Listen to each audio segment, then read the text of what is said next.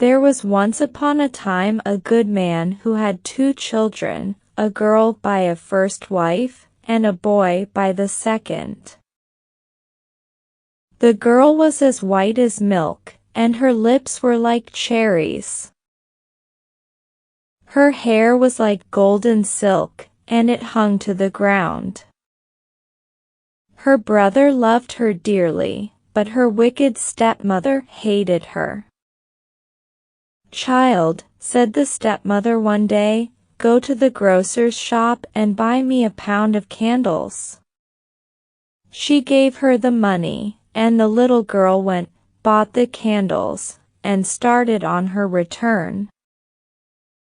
There was a stile to cross. She put down the candles whilst she got over the stile. Up came a dog and ran off with the candles. She went back to the grocer's, and she got a second bunch.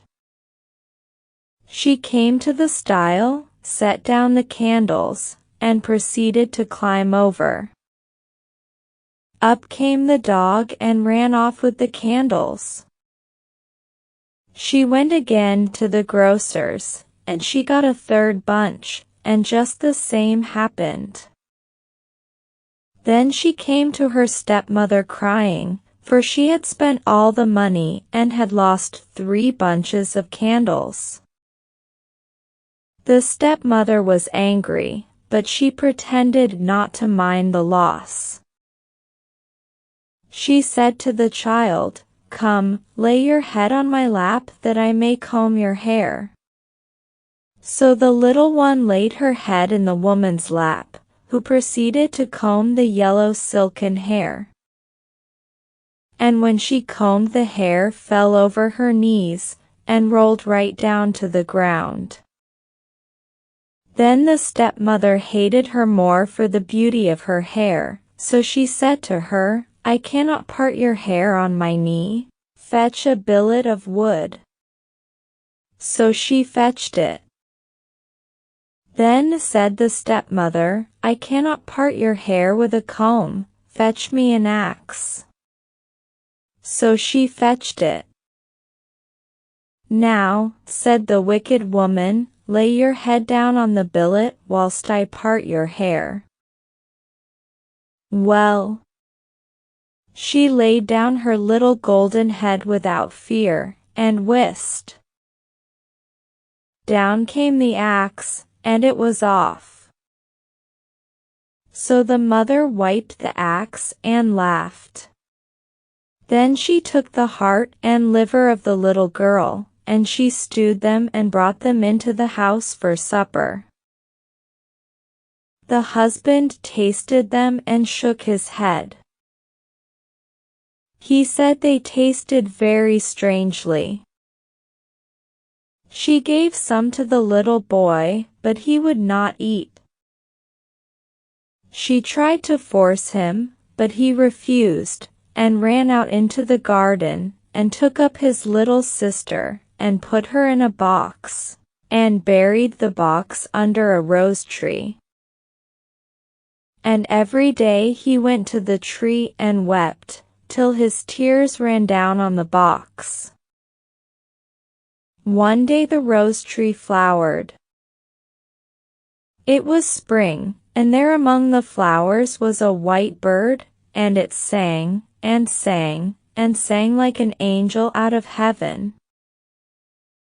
Away it flew, and it went to a cobbler's shop, and perched itself on a tree hard by, and thus it sang.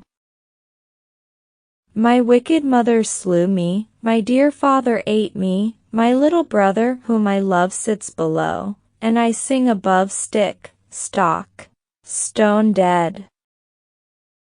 Sing again that beautiful song, asked the shoemaker. If you will first give me those little red shoes you are making. The cobbler gave the shoes, and the bird sang the song, then flew to a tree in front of a watchmaker's, and sang. My wicked mother slew me, my dear father ate me, my little brother whom I love sits below, and I sing above stick, stock, stone dead. Oh, the beautiful song! Sing it again, sweet bird, asked the watchmaker. If you will give me first that gold watch and chain in your hand. The jeweler gave the watch and chain. The bird took it in one foot, the shoes in the other, and, after having repeated the song, flew away to where 3 millers were picking a millstone. The bird perched on a tree and sang. My wicked mother slew me, my dear father ate me, my little brother whom I love sits below, and I sing above stick. Then one of the men put down his tool and looked up from his work. Stock. Then the second miller's man laid aside his tool and looked up. Stone. Then the third miller's man laid down his tool and looked up. Dead. Then all 3 cried out with one voice, "Oh, what a beautiful song! Sing it, sweet bird, again." If you will put the millstone round my neck, said the bird. The man did what the bird wanted, and away to the tree it flew with the millstone round its neck, the red shoes in one foot, and the gold watch and chain in the other. It sang the song and then flew home. It rattled the millstone against the eaves of the house, and the stepmother said, "It thunders."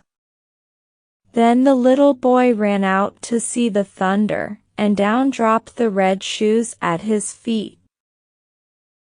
It rattled the millstone against the eaves of the house once more, and the stepmother said again, "It thunders." Then the father ran out, and down fell the chain about his neck.